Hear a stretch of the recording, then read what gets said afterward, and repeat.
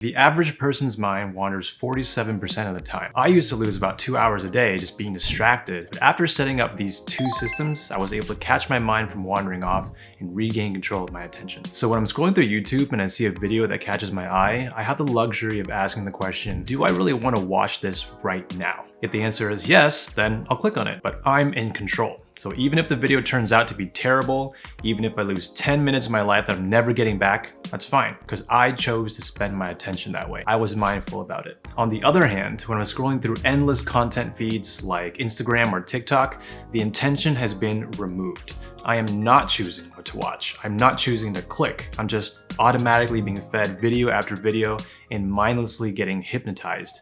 And there goes 1 to 2 hours of my day unintentionally. That's the difference between the brain mindfully or mindlessly wandering.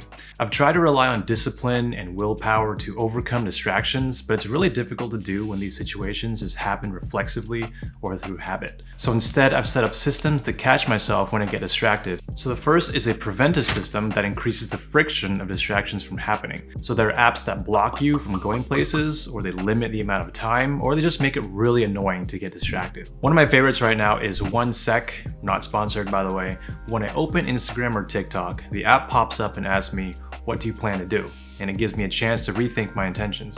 I've also tried setting limits, like no social media in the morning when I'm most energetic, or only use social media on my laptop instead of my phone. Of course, an even easier thing to do is just delete those distracting apps completely, but I know that's not always possible. So this first system works for most people, but if you're a distraction junkie like me, then it's time to bring out the big guns. The second kind of system is a fail-safe to stop me when I go too far. So what I did was set an alarm on my phone that went off every hour. It's a trick I learned from the book Hyperfocus.